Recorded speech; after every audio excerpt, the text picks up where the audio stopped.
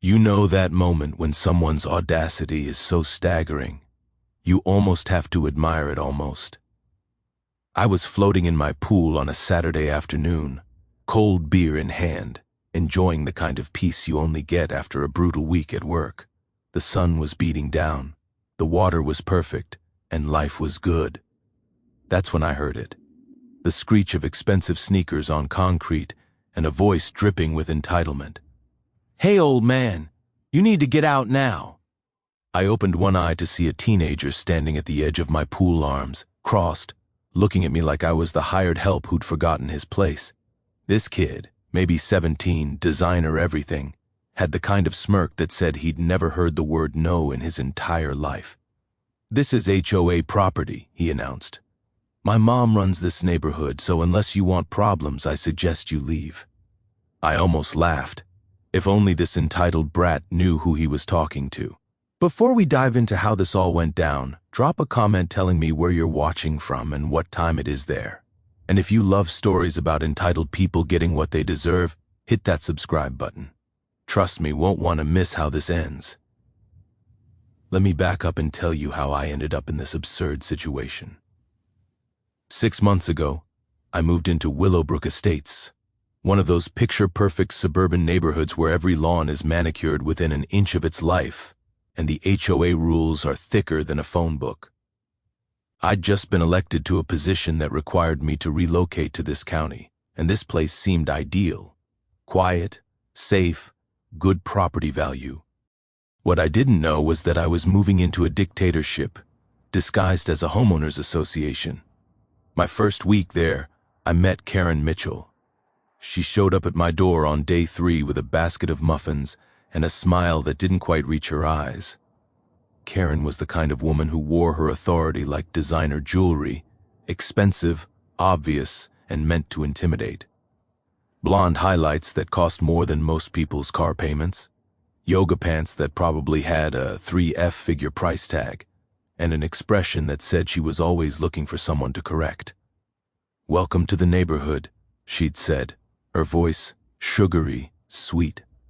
"I'm Karen, the HOA president. Just wanted to make sure you received your welcome packet with all our community guidelines." I had received it, all 47 pages of it. "I noticed your moving truck blocked the Hendersons' driveway for about 20 minutes yesterday," she continued. That smile, never wavering. Just a friendly reminder that we have very strict parking regulations. "I'd hate for you to receive a citation on your first week. A citation for a moving truck that was temporarily parked while unloading my entire life. I'll keep that in mind," I'd said, keeping my tone neutral. Years in my profession had taught me to read people, and I was reading Karen loud and clear. Control freak, power hungry, the type who needed to establish dominance immediately. What I didn't mention to her, what I didn't mention to anyone, was my actual job. I'd learned early in my career that telling people what I did for a living changed how they acted around me. I wanted to be just another neighbor, not someone people felt they had to perform for, so I kept it vague. Public service. I'd say, if anyone asked, county work. Technically true. That decision would turn out to be both my biggest mistake and my greatest advantage. Karen's son, Brandon, I met about a week later. He was 17, drove a BMW.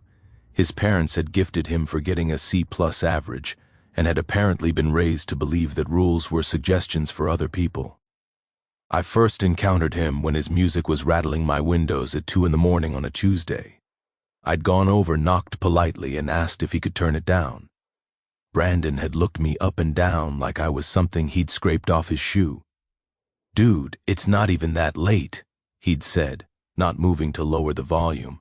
"Besides, my mom's the HOA president. We can do whatever we want." That phrase, "we can do whatever we want," I'd hear it a lot over the next few months. The thing about the Mitchell family was that they'd weaponized the HOA into their personal enforcement agency. Karen had been president for 3 years, and in that time, she'd stacked the board with people who either owed her favors or were too intimidated to challenge her. Every meeting was a performance where Karen decided who was in compliance and who wasn't, based entirely on whether she liked you. Mrs. Patterson, the elderly woman 3 doors down, had been fined $200 because her garden gnomes violated the aesthetic standards outlined in Section 14.3 of the HOA bylaws. Never mind that those gnomes had been there for 15 years before Karen took power. When Mrs. Patterson tried to protest, Karen threatened daily inspections of her property until she found more violations. The Johnsons, a young couple with a newborn, got cited because their car, a 10-year-old Honda, was deemed unsightly and lowering property values. Karen had actually measured the car's parking position and found it was 3 in over the designated spot line. 3 in. The fine was $500. And Brandon was learning from the master. He parked his BMW across 2 spaces regularly. He threw parties that went until dawn. He'd borrowed Mr. Chen's lawnmower without asking and returned it broken, then denied ever touching it. When confronted, Karen would appear like a designer-clad dragon, breathing fire about harassment of her family and threatening legal action. The neighborhood lived in fear. I watched it happen. People would see Karen coming and suddenly remember urgent errands. They'd agree to her absurd demands, repainting houses in approved colors, removing basketball hoops, taking down Christmas decorations. Exactly on January 2nd, just to avoid becoming her next target. I tried to stay neutral, keep my head down.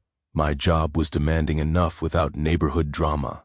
But I noticed things, the way conversations stopped when Karen walked by. The exhaustion in people's faces when they talked about the latest HOA decree. The quiet resignation of a community that had surrendered to tyranny. I had a few more run-ins with Brandon over those months. He'd rev his engine at 6 in the morning deliberately, it seemed. He'd let his friends park in front of my driveway. Once I came home to find beer cans in my yard from a party that had spilled over from his place. Each time I stayed calm, documented it, made polite requests. But Brandon's attitude got worse. He could sense I wasn't afraid of his mother, and that seemed to enrage him. Most people in this neighborhood. OD trembled at the Mitchell name. I didn't. That made me a problem. Karen tried different tactics with me. Surprise inspections where she'd show up with a clipboard searching for violations. Letters about my grass being a 1/4 inch too long. Complaints about my truck, the vehicle I used for work, being commercial in nature and therefore banned under HOA rules. I complied when the rules were legitimate, ignored her when they weren't, and I never, not once, told her what I actually did for a living. That restraint would prove very valuable. By month 6, I'd seen enough. The Mitchells weren't just annoying. They were operating what amounted to a protection racket. Comply with Karen's whims or face endless harassment and fines. Let Brandon do whatever he wanted, or Karen would find a way to make your life miserable. What they didn't know was that I'd been collecting evidence the whole time. Photos, videos, documented incidents, witness statements that people gave me privately, too afraid to speak publicly. I wasn't just a neighbor anymore. I was building a case. And then came that Saturday, that beautiful, peaceful Saturday, when Brandon decided to escalate from nuisance to direct confrontation. When he stood at my pool on my property, and ordered me to leave. That's when I knew it was time to stop being quiet. So, there I was, still floating in my pool, looking up at this kid who genuinely believed he had authority over me. Brandon Mitchell stood there in his $200 sneakers, smirking like he just delivered a devastating blow. "I'm not leaving," I said calmly, taking another sip of my beer. "Because this is my property, my pool, my house." Brandon's smirk faltered for a second before returning even stronger. "No, it's not. This whole section is HOA community property. My mom showed me the maps. I couldn't help it. I laughed. Not a polite chuckle, but a genuine laugh that echoed across the water. Son, I don't know what maps your mother showed you, but I've got the property deed that says otherwise. This is private property. You're trespassing." His face flushed red. Brandon wasn't used to people standing up to him, and certainly not with laughter. "You're lying. my mom said. Your mom is wrong, I interrupted, still maintaining that calm tone. Years of dealing with difficult people had taught me that staying cool was the best way to make someone lose theirs. Now I'm going to ask you nicely one time. Please leave my property. You can't tell me what to do. Brandon's voice cracked slightly, that teenage fury breaking through. Do you know who my family is? We run this place. I paddled to the edge of the pool, sat down my beer and looked him straight in the eye. I know exactly who your family is, and I'm still telling you to leave right now. For a moment, I thought he might actually listen. His bravado wavered, and something like uncertainty flickered across his face. But then his phone was out, and he was jabbing at the screen with urgent fingers. You're done, he hissed. My mom is going to destroy you. I'll wait, I said, settling back into the water. Karen arrived in less than 5 minutes, which told me she'd been close by, probably doing her weekend patrol of the neighborhood, looking for violations to cite. She came through my side gate like a hurricane in Lululemon, her face already set in that expression of righteous fury I'd seen her deploy on so many neighbors. What is going on here? She demanded, not to Brandon, but to me, as if I was the problem. Your son trespassed on my property and ordered me to leave my own pool, I explained, still floating, still calm. I've asked him to leave. Now I'm asking you both to leave.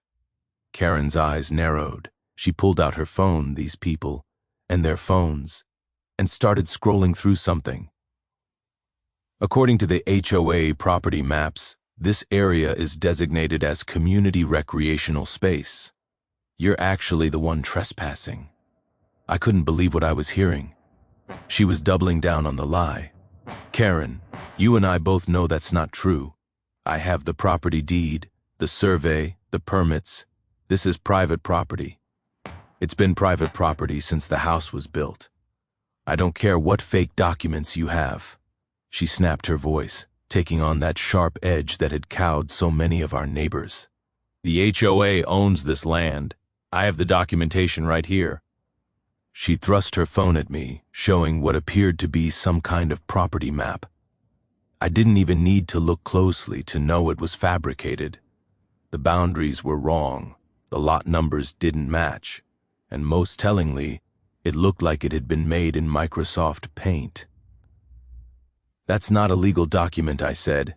It's an official HOA record, Karen declared, as if saying it with enough conviction would make it true.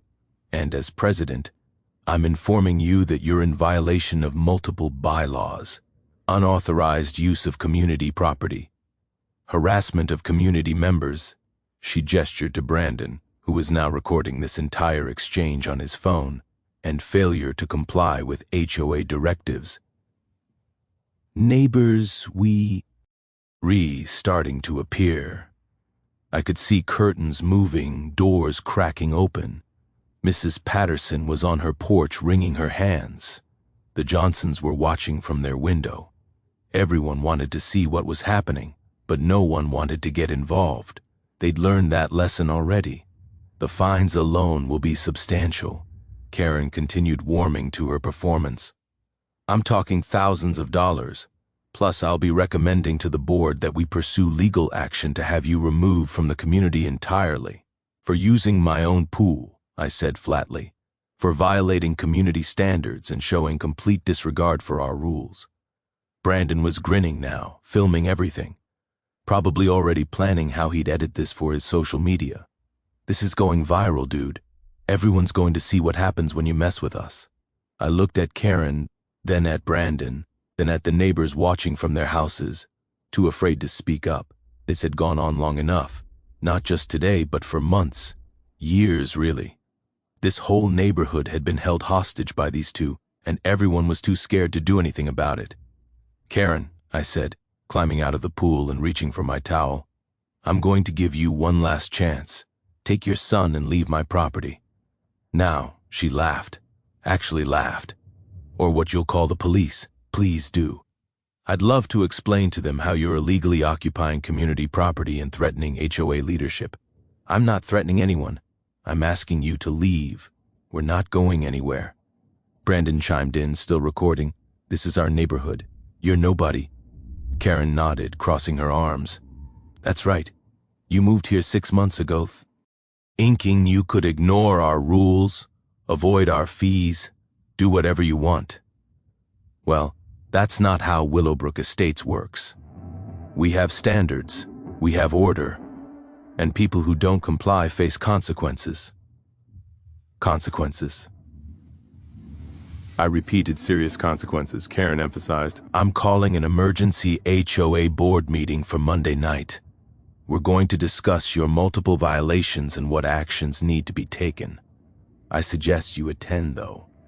Frankly, the decision is already made. She turned to leave. Brandon, following her, still filming me, standing there in my swim trunks, dripping water on my own patio. Oh, and one more thing, Karen called over her shoulder. That truck of yours, the one you park in your driveway, I'm having it towed tomorrow. Commercial vehicles are strictly prohibited, and I've been far too lenient with you already. They walked away, Brandon's laughter echoing back to me. I stood there watching them go, watching my neighbors quickly disappear back into their houses, not wanting to be seen associating with Karen's latest target. I looked down at my phone, sitting safely in a waterproof case on my patio table. Its recording light was still blinking. I'd captured everything. Consequences, I muttered to myself, a smile slowly spreading across my face. Yeah, Karen, let's talk about consequences. That evening after Karen and Brandon left, something unexpected happened. Mrs. Patterson knocked on my door. She was 72, lived alone since her husband died, and I'd watched her shrink into herself every time Karen drove past. Now she stood on my porch, trembling slightly, holding a casserole dish like a shield. I saw what happened, she said quietly. May I come in? Oh. For the next 2 hours, Mrs. Patterson told me everything. Not just about her own experiences, but about the entire neighborhood's 3-year nightmare under Karen's rule. The garden gnome incident I'd heard about. That was just the beginning. Karen had fined Mrs. Patterson repeatedly for various violations.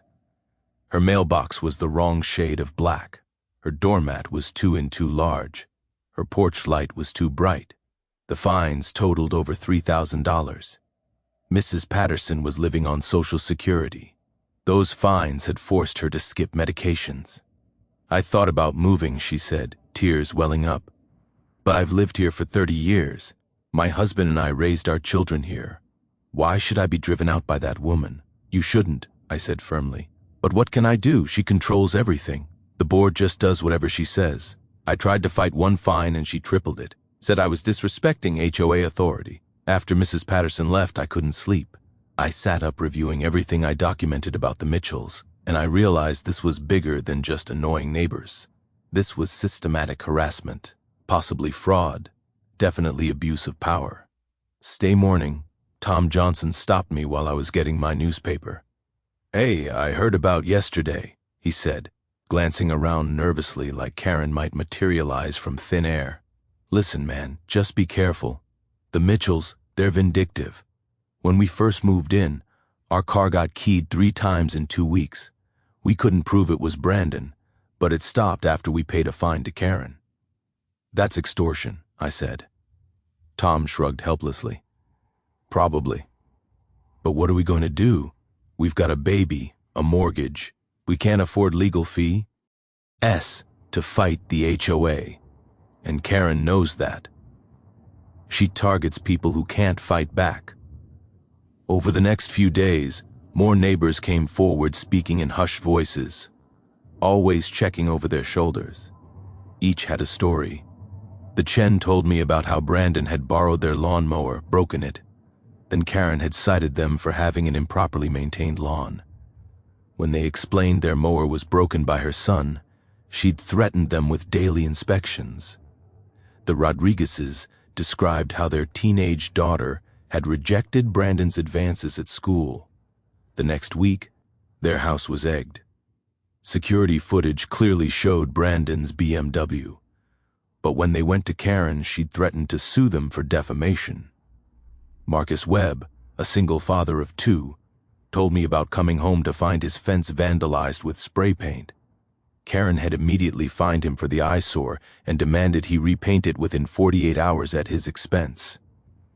He'd seen Brandon and his friends laughing in their yard that night, but had no way to prove it. "She's untouchable," Marcus said bitterly. "Her brother-in-law is a lawyer who sends threatening letters to anyone who challenges her. Her husband donates to local politicians. She's got connections everywhere. I listened to all of it, documented all of it, and felt my anger growing into something cold and focused. The week after the pool incident, Brandon escalated. Monday evening, I came home to find him and 3 friends in my backyard peering through my fence at the pool. "Can I help you?" I called out. "Just checking out the community property," Brandon sneered, making sure everything's up to code.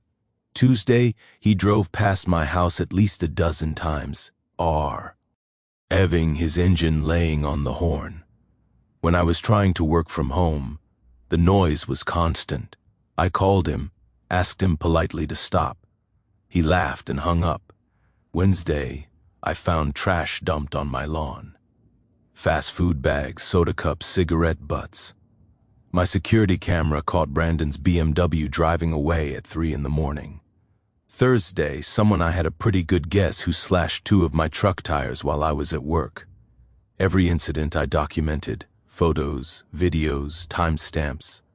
I was building something bigger than just a defense against HOA harassment. But I needed more. I needed the final piece that would make this case undeniable. Friday, I had to work late. A major situation required my attention, and I didn't get home until almost midnight. That's when I saw it. My pool area looked like a war zone. Beer bottles floated in the water. Pizza boxes were scattered across the deck. Someone had vomited in my flower beds. My patio furniture was overturned and my expensive grill had been pushed into the pool. But the worst part, the absolute worst part, my neighbors had watched it happen and done nothing. "I'm sorry," Mrs. Patterson said when I knocked on her door, barely containing my fury. They showed up around 6, Brandon and at least 20 kids. They were so loud, so destructive. I called Karen, but she just laughed and said, "Boys will be boys." I wanted to call the police, but what? She looked down. Karen told everyone that if anyone called the police on her son, she'd make our lives hell. She'd find violations for everyone who dared. "I'm sorry. I'm so sorry." I stood there on Mrs. Patterson's porch, looking at this elderly woman who'd been terrorized into helplessness. And something in me snapped. Not in anger and clarity. These people needed someone who couldn't be threatened, someone who couldn't be bullied or intimidated, someone with actual authority that superseded Karen's manufactured power. "Mrs. Patterson," I said calmly, "how would you feel about testifying to what you just told me?" I couldn't. Karen would. What if I told you that Karen can't touch you, that none of her threats mean anything? How could you possibly guarantee that I smiled? Because on Monday night at that emergency HOA meeting, Karen called, "I'm going to introduce myself properly. And trust me, she's not going to like it." Saturday morning, I filed formal reports. Not with the HOA, with my own office. Trespassing, vandalism, harassment, destruction of property. I documented every incident, every witness statement, every piece of evidence I'd collected over 6 months. And then I made some calls to the county attorney's office, to the state HOA regulatory board, to a few colleagues who specialized in civil rights violations. By Sunday night, I had everything I needed. The trap was set. Karen had called an emergency meeting to crucify me. She had no idea she'd actually called her own trial. Monday couldn't come fast enough. Monday evening arrived with the kind of tension you could cut with a knife. The emergency HOA meeting was scheduled for 7 at the community center, and by 6:30, the parking lot was already full. Karen had done her job well. Flyers had appeared in every mailbox over the weekend. Emails had gone out to the entire neighborhood, and social media posts had painted me as some kind of dangerous renegade threatening the safety and property. Values of Willowbrook Estates. I arrived exactly at 7 wearing jeans and a simple button-down shirt. Nothing fancy, Nothing that would give away what was coming. I carried a leather folder under my arm containing documents that would change everything but to anyone watching. I just looked like a slightly nervous homeowner about to face judgment. The community center was packed. Every chair was filled. People lined the walls, and I could feel dozens of eyes on me as I walked in. The energy in the room was electric, not supportive, but hungry. Karen had turned this into entertainment, a public execution where the neighborhood could watch someone get destroyed for daring to challenge her authority. Karen sat at the head table with 4 other board members, all of whom looked distinctly uncomfortable.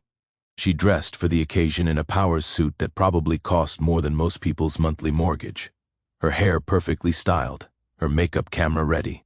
Brandon sat in the front row, smirking, his phone already out and recording. "Good you decided to show up," Karen announced as I entered, her voice carrying across the room. "We can begin." She stood and the room fell silent. "Thank you all for coming on such short notice," Karen began, her voice dripping with false concern. "I've called this emergency meeting because we have a serious situation that threatens the safety, security, and integrity of our community. As you all know, we have very specific rules and regulations designed to protect property values and maintain the standard of living we all expect in Willowbrook Estates." She clicked a button, and a projector screen lit up with a photo of my house, then my truck, then me caught someone's camera, standing by my pool. "This man," she continued, pointing at me like I was evidence in a criminal trial, "moved into our community 6 months ago and has shown nothing but contempt for our rules. He parks commercial vehicles in violation of Section 4.2. He refuses to maintain his property to community standards. He's been hostile to community leadership, and most seriously, he has been illegally occupying HOA common property." Murmurs rippled through the crowd. I saw Mrs. Patterson in the back looking terrified. The Johnsons were there, Tom's jaw clenched. Marcus Webb stood by the door, arms crossed, watching carefully. "Last Saturday," Karen's voice rose dramatically, "this man verbally assaulted my minor son. When Brandon politely asked him to vacate community property, he became aggressive, threatening, and showed complete disregard for HOA authority." She clicked again. Now, it was screenshots from Brandon's phone video, carefully edited, of course. Clips of me saying, "I'm telling you to leave." Without the context, me climbing out of the pool looking vaguely threatening. My face in a moment that could be interpreted as angry. My son felt genuinely unsafe. Karen continued, placing a protective hand on Brandon's shoulder. "And that's when I knew we had to act. We cannot have someone in our community who threatens children, who occupies property that doesn't belong to him, and who shows such blatant disrespect for the rules we all agreed to follow." The board members nodded in unison like bobbleheads, programmed to agree with everything Karen said. "I'd like to call Brandon Mitchell to speak about his experience," Karen announced. Brandon stood up, playing the role of traumatized victim perfectly. "Yeah. So, I was just walking through the neighborhood on Saturday, right? And I saw this guy in the pool by Oak Street. I know that's community property because my mom showed me the maps. So I politely, and I was super polite, I asked him if he knew this was HOA property. He paused for effect, looking around the room. He got really aggressive, like immediately started yelling at me, telling me to get lost, using language I probably shouldn't repeat. I felt threatened, so I called my mom. When she got there and tried to calmly explain the situation, he got even worse. He actually threatened to call the police on us. On us. When he's the one trespassing, I had to admire the performance. The kid had learned from the best. Half-truths mixed with complete fabrications delivered with enough conviction that people who didn't know better might actually believe it. "Thank you, Brandon," Karen said, giving him a comforting pat. "I know that was difficult to relive." She turned back to the crowd. "Since that incident, this man has continued to harass my family. He's made threatening phone calls. He's been surveilling our home. My son is afraid to walk through his own neighborhood." More murmurs. I could see some neighbors actually nodding along, buying into the narrative. "The board and I have discussed this extensively," Karen continued, and we've determined that this level of violation cannot be tolerated. I'm recommending immediate action fines totaling $15,000 for multiple violations, immediate removal of the commercial vehicle, and if compliance is not achieved within 30 days, legal action to force sale of the 5 property and removal from the commune. Thank you, $15,000. She'd actually said it. The room erupted in whispers. This isn't about being vindictive, Karen said, her voice taking on a tone of false reasonableness. This is about protecting all of you. If we let one person ignore our rules, harass our families, and occupy property illegally, what's next? Where does it end? We have standards for a reason. She looked directly at me, her eyes gleaming with triumph. This man has shown he has no respect for authority, no respect for rules, and no respect for this community. He needs to go. The room was silent. This was the moment she'd been building toward. The public humiliation, the total victory. Does the accused have anything to say in his defense? Karen asked, making it sound like even allowing me to speak was an act of tremendous generosity. I stood up slowly, picking up my folder. Every eye in the room was on me. Karen's smile was victorious. Brandon was recording, probably already planning the viral video titled, "Karen Destroys Rule-Breaking Neighbor at HOA Meeting." Actually, I said calmly, I do have a few things to say. Make it quick, Karen snapped. We've heard enough. I walked to the front of the room and Karen reluctantly stepped aside, clearly annoyed that I was taking up space at her tribunal. First, I said, opening my folder and pulling out a document. Let's address the property issue. Karen claims I'm occupying HOA common property. That's interesting because here's my property deed properly registered with the county, showing that the house at 742 Oak Street and all surrounding land, including the pool, is private property. Always has been. I held it up so everyone could see the official seal. Here's the survey from when the house was built. Here's the plot map from the county registrar. And here I pulled out another document as a letter from the county zoning office, confirming that no part of 742 Oak Street has ever been designated as HOA common property. Karen's smile faltered. Those could be forged. They're not, I interrupted calmly. They're official county records available to anyone who wants to verify them. I moved to the next document in my folder. Now, let's talk about harassment. Karen claims I've been threatening her family, making harassing phone calls, surveilling their home. That's a serious accusation. I pulled out my phone records. Here are my phone logs for the past 6 months. You'll see I called Brandon exactly once last Tuesday at 2:47 p.m. to politely ask him to stop honking his horn repeatedly in front of my house.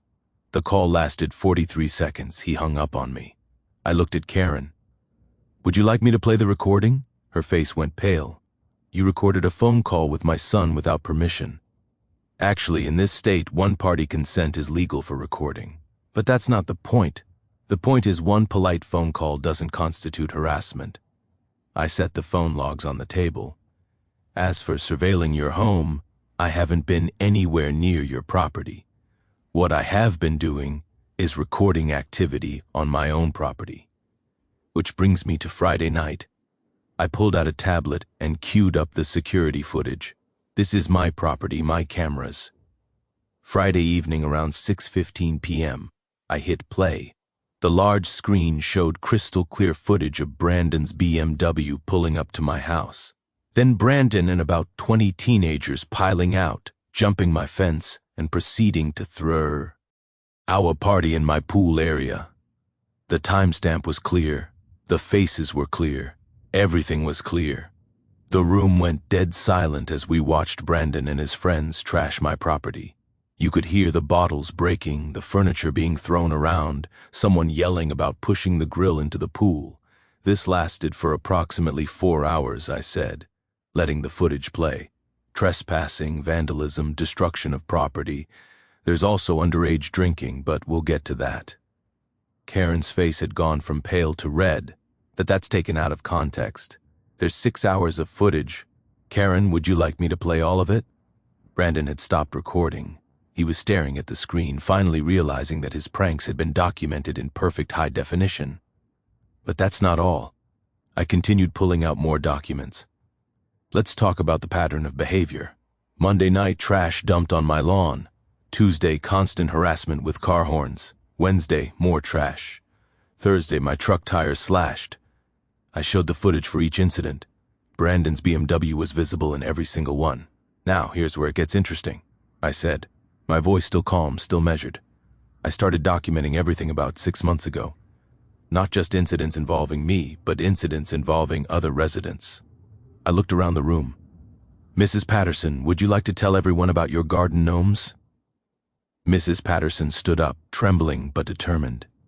Karen fined me $200 because she said they violated aesthetic standards. But those gnomes had been there for 15 years before she became president. And the Johnsons, I continued. Tom, Sarah, tell everyone about your car. Tom stood. We got fined $500 because our Honda was supposedly 3 in over the parking line. Karen measured it herself. Marcus Webb, your fence. Marcus stepped forward. Someone spray painted it. I have security footage showing Brandon's car that night. But when I reported it, Karen fined me for having a vandalized fence and told me I had to fix it immediately at my own expense. One by one, neighbors began standing up. People who'd been silent for years, terrified of Karen's power, suddenly found their voices. She fined me for having the wrong color mailbox. She threatened to inspect my house daily until she found violations. My daughter rejected Brandon at school and our house got egged. She threatened legal action when I questioned an assessment. Karen was shaking her head frantically. This is coordinated slander. You're all lying. Actually, I said, they're all telling the truth, and I can prove it because you see, Karen, I haven't just been your neighbor for the past 6 months. I've been investigating you. The room went silent again. Karen's eyes narrowed. Investigating? Who do you think you are? This was it, the moment I'd been building toward. I reached into my pocket and pulled out my badge. The gold shield caught the light as I held it up for everyone to see. I'm Sheriff Michael Reeves, elected sheriff of this county. And Karen, you and your son are in a lot of trouble. The reaction was instantaneous and explosive. Gasps echoed through the room. Karen's face went from red to white in an instant. Brandon dropped his phone. The board members looked like they wanted to melt into their chairs. That's not possible, Karen stammered. You said you worked in public service. I do. I serve the public as their elected sheriff. I moved here 6 months ago when I took office, and I deliberately kept my profession quiet because I wanted to integrate normally into the community. I wanted to be a neighbor, not a badge. I set my shield on the table, but you made that impossible. I pulled out another folder, this one much thicker. For the past 6 months, I've been documenting everything. Every HOA violation you've fabricated, every fine you've assessed without proper authority, every threat you've made to intimidate residents, every instance of your son's criminal behavior that you've covered up. Karen tried to regain her footing. You can't. This is entrapment. You deliberately. Entrapment requires inducement to commit a crime. I didn't make your son trespass, vandalize property, or engage in underage drinking. I didn't make you abuse your HOA position, to file false reports or threaten residents. You both did that all on your own. I just documented it. I turned to the board members. Did any of you know that Karen has been misappropriating HOA funds, that she's been pocketing assessment fees and falsifying financial records? The board members looked shocked. That's not, we never one of them started. Here are the financial records, I said, sliding documents across the table. Official HOA accounts versus Karen's personal banking records. Notice the correlation between special assessments and deposits to her personal account. That's embezzlement. That's fraud. Karen was standing now, her hands gripping the table. You have no right to access my financial records. I had probable cause and a warrant. Everything was done legally. unlike pretty much everything you've won for the past 3 years. I turned to face the entire room. Here's what's going to happen. Brandon is going to be charged with criminal trespass, vandalism, destruction of property, and contributing to delinquency of minors. Karen is going to be investigated for fraud, embezzlement, and abuse of power. The HOA's financial records are going to be audited by the state regulatory board. "You can't do this," Karen shrieked. "My brother-in-law is a lawyer. We'll sue you for everything." "Go ahead," I said calmly. "I welcome it. Discovery should be fascinating." Brandon suddenly stood up. You think you're so tough? You think your little badge scares me?" He took a step toward me, his fists clenched. "My family owns this neighborhood." "We own you, Brandon," I said quietly. "I strongly suggest you sit down and remain quiet." Or what he was in my face, now chest-puffed out teenage bravado mixed with genuine panic. "You going to arrest me for what, having a party? Give me a break, old man." Then he made his final mistake. He put his hand on my chest and shoved me. The moment Brandon's hand made contact with my chest, the entire room seemed to freeze. That single shove, witnessed by over 100 people, just sealed his fate. "Brandon Mitchell," I said calmly, pulling handcuffs from my belt.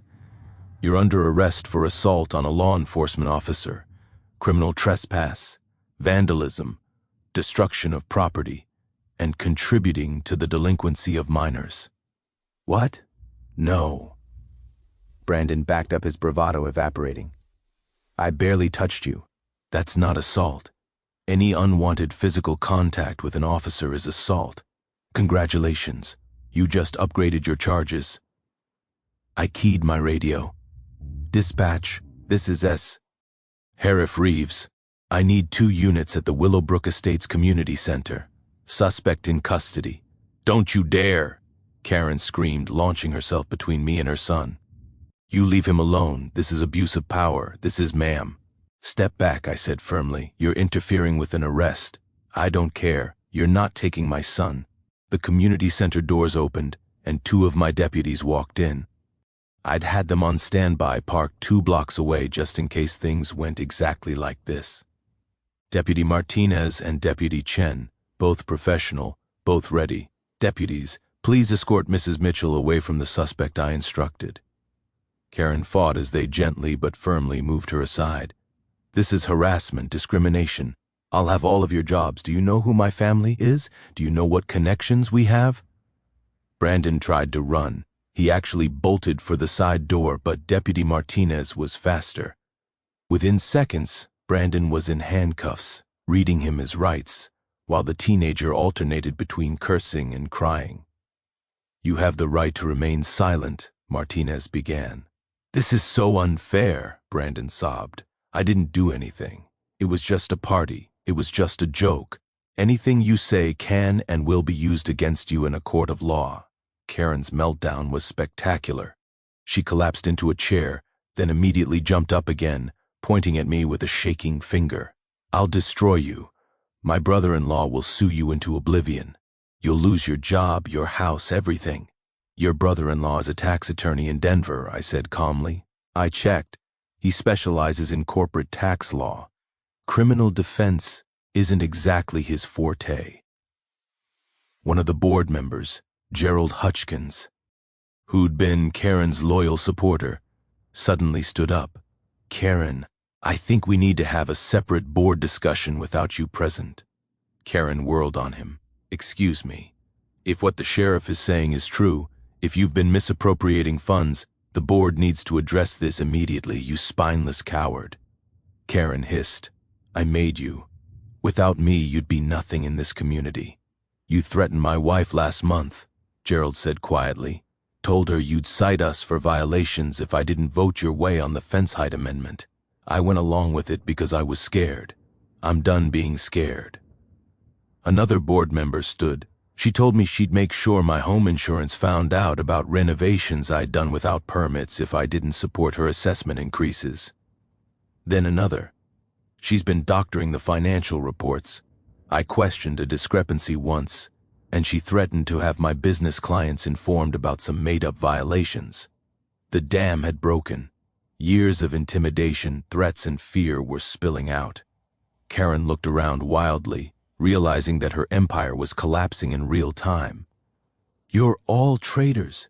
After everything I've done for this community, you've done nothing but terrorize us," Mrs. Patterson said, standing up with more strength in her voice than I'd ever heard. "For 3 years you've bullied us, threatened us, stolen from us. Well, it's over, Karen. We're done." The community center erupted in agreement. People were standing, voices overlapping, sharing their stories of Karen's abuse. The fear that had kept them silent for years was transforming into anger, into relief, into solidarity. Deputy Chen escorted Brandon out the teenager's head, hanging Ow, his mother screaming after him. "Don't say anything. Don't talk to them. We'll get a lawyer." "Ma'am, you need to calm down," Deputy Martinez said. "Don't tell me to calm down. Do you know who I am?" "Yes, ma'am. You're someone who's about to be arrested for obstruction if you don't step back." Karen finally seemed to realize the gravity of her situation.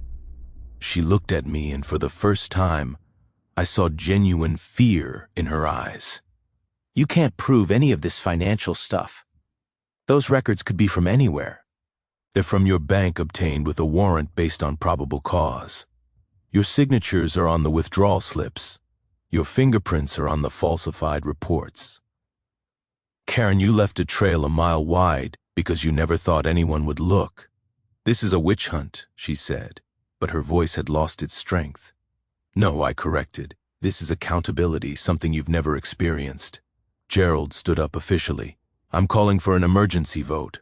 All in favor of immediately removing Karen Mitchell as HOA president." Every hand in the room went up, every single one. "Motion passes unanimously," Gerald said. "Karen, you're removed from office effective immediately. We'll be conducting a full audit and cooperating completely with law enforcement."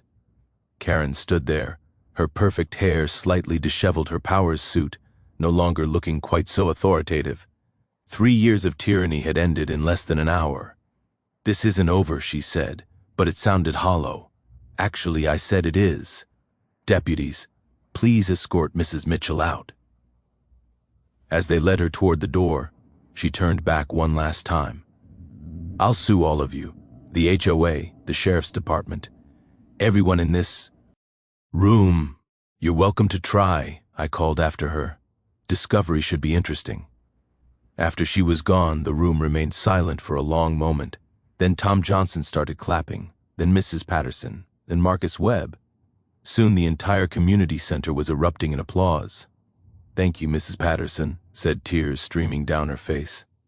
"Thank you for standing up for us." "You all stood up for yourselves," I said. "I just gave you the opportunity." Gerald approached me. "Sheriff, the board would like to formally apologize. We should have stopped her years ago. We were cowards." "You were victims," I corrected. "There's a difference. But now you have a chance to make this right, to build an HOA that actually serves the community instead of terrorizing it." "We will," Gerald promised. "First thing tomorrow, we're scheduling a full community meeting. Real transparency this time. New elections, new bylaws, everything." Over the next hour, neighbors approached me with additional evidence, additional stories. The prosecutor's office was going to have a field day with this case. As I was packing up my documents, Marcus Webb approached. "Sheriff, I have to ask, why did you wait? You could have shut this down months ago." "I could have," I admitted, "but I needed to build an airtight case. One incident Karen could have explained away. A pattern spanning months, witnessed by dozens of people, documented with overwhelming evidence. That's undeniable. I wanted to make sure that when justice came, it stuck." He nodded slowly. "Well, it stuck. 3 weeks after that memorable HOA meeting, I stood in the county courthouse watching Brandon Mitchell learn about consequences for the first time in his 17 years. The judge was not sympathetic. "Mr. Mitchell, you've shown a pattern of behavior that suggests you believe yourself above the law. Trespassing, vandalism, destruction of property, assault on a law enforcement officer. These aren't pranks. These are crimes with real victims and real consequences. Brandon stood there in a suit his mother had probably bought specifically for court, looking smaller somehow. The arrogance was gone. Reality had finally caught up with him. I'm sentencing you to 200 hours of community service, 18 months probation, and full restitution to Sheriff Reeves for damages to his property. That comes to approximately $12,000. You'll also be required to attend counseling and complete an anger management program. Karen sat in the gallery, her face a mask of controlled fury. She'd shown up with her brother-in-law, the tax attorney who'd wisely recommended she not speak. Every word out of her mouth for the past 3 weeks had only made things worse. Brandon's criminal case was just the beginning. The state HOA regulatory board had launched a full investigation into Karen's management. The audit revealed over $40,000 in misappropriated funds over 3 years. Fake fines that went into her pocket. Assessment increases that were never properly voted on. Vendor contracts awarded to companies that didn't exist, but had bank accounts in her name. The civil suits started rolling in within days. Mrs. Patterson sued for the $3,000 in fraudulent fines, plus damages for emotional distress. The Johnsons filed, the Chen filed, Marcus Webb filed. Eventually, 17 families joined a class action lawsuit against Karen Mitchell personally, and the old HOA board for negligence. Reeves, where it got interesting. Remember how Karen used to brag about her connections? Turns out one of the neighbors she'd terrorized, David Rodriguez, was an attorney specializing in civil rights and HOA abuse cases. He'd moved to Willowbrook Estates specifically to get away from work stress, only to find himself living under Karen's thumb. Now, he was representing every single victim pro bono. I've been documenting her behavior for 2 years, David told me over coffee one morning. I was building my own case, but I was waiting for the right moment. When you revealed yourself at that meeting, I knew the time had come. Between your evidence and mine, Karen doesn't stand a chance. The Mitchell house went up for sale 6 weeks after the meeting. A quiet, almost shameful listing. No open house, no HOA-approved signage. They were leaving before the civil cases went to trial, though that wouldn't stop the judgments from following them. I saw Karen once more before they left. She was loading boxes into a moving truck, and our eyes met across the street. For a moment I thought she might say something, an apology maybe, or one last threat, but she just looked away and kept loading boxes. Brandon, I saw at his first day of community service. He'd been assigned to help with neighborhood cleanup, picking up trash, pulling weeds, basic maintenance. The kid who'd once ordered people around like servants was now serving the community he terrorized. He approached me during his lunch break, hesitant. Sheriff Reeves Brandon. I wanted to say I'm sorry for everything. The pool, the vandalism, all of it. I studied him. The arrogance was gone, replaced by something that might actually be genuine remorse. You're sorry you got caught, or sorry you did it. He thought about that both honestly, but more the second one now. I didn't realize how much damage we were doing. My mom always made it seem like we were just maintaining standards, teaching people lessons. I didn't see it as bullying. That's exactly what it was, though. I know that now. He looked down at his orange safety vest. This sucks, but I guess I deserve it. You do, I agreed. But here's the thing about consequences, Brandon. They're meant to teach you something.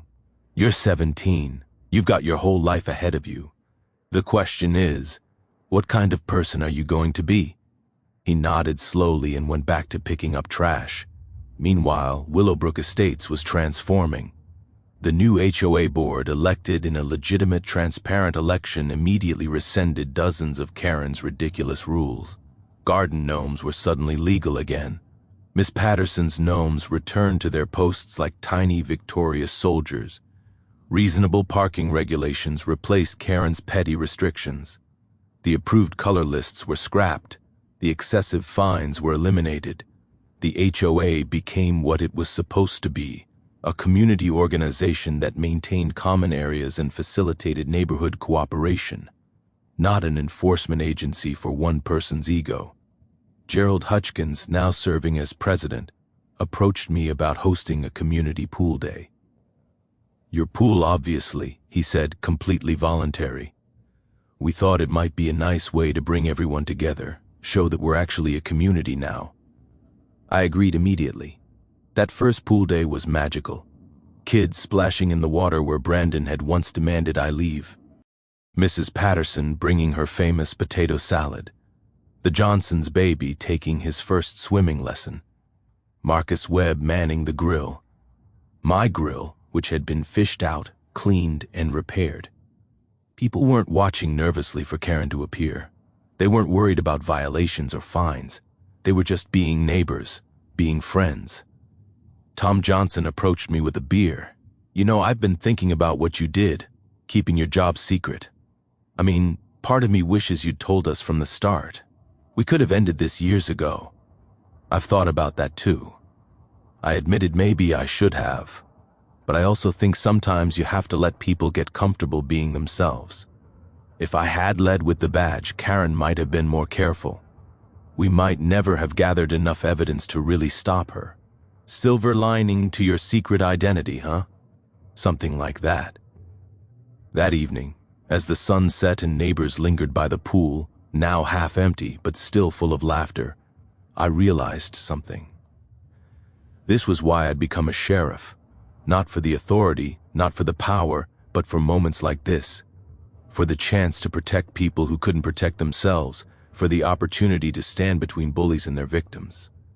Karen and Brandon had believed their own mythology. They'd convinced themselves that power meant being feared, that authority meant being obeyed without question. They'd never understood that real strength comes from lifting people up, not pushing them down. The video Brandon had recorded that day at my pool, the one he'd planned to use as evidence of my aggression, did go viral, but not the way he'd intended. The unedited version showing him trespassing and making demands became a cautionary tale about entitled behavior. Comments poured in, "This is what's wrong with HOA culture. That kid got what he deserved." Thank God for that, Sheriff. Justice, I reflected, has a funny way of finding balance. You can push people down for only so long before they push back. You can abuse power only until someone with real power notices. You can rule through fear until someone fearless comes along. 6 months after that chaotic HOA meeting, Willowbrook Estates was genuinely thriving. Property values had actually increased because people wanted to live in a community known for standing up to tyranny. The HOA budget was transparent and published quarterly. Board meetings were collaborative instead of dictatorial. And me, I was just another neighbor. The sheriff thing was known now, obviously, but people treated me normally. They waved when I mowed my lawn. They borrowed my tools and returned them. They invited me to barbecues not because I was the sheriff, but because I was part of the community. That's all I'd ever wanted. You know what I learned from all of this? Bullies, whether they're in a schoolyard or running an HOA, survive on one thing: silence. They count on good people being too afraid, too tired, or too intimidated to stand up. Karen and Brandon ruled Willowbrook Estates for 3 years, not because they were powerful, but because everyone else felt powerless. The moment people found their voices, the tyranny ended. Here's the lesson I want you to take from this. You don't need a badge to stand up for what's right. You don't need authority to refuse to be bullied. What you need is courage. The courage to document abuse, to speak truth, to stand with others who are suffering. Change doesn't happen because one hero rides in and saves the day. It happens because ordinary people decide they've had enough. If you're living under someone's thumb, an HOA tyrant, a workplace bully, anyone who's using power to hurt instead of help, know this. Their power is an illusion. It exists only as long as you believe in it. The moment you stop being afraid, the moment you stand up and say no more, everything changes. Drop a comment and tell me, Have you ever dealt with an HOA nightmare or someone who abused their power? How did you handle it? And if stories like this remind you that justice is possible, hit that subscribe button, because standing up to bullies, that's a story worth sharing. Remember, karma doesn't always arrive on schedule, but it always arrives. And when it does, it's absolutely beautiful to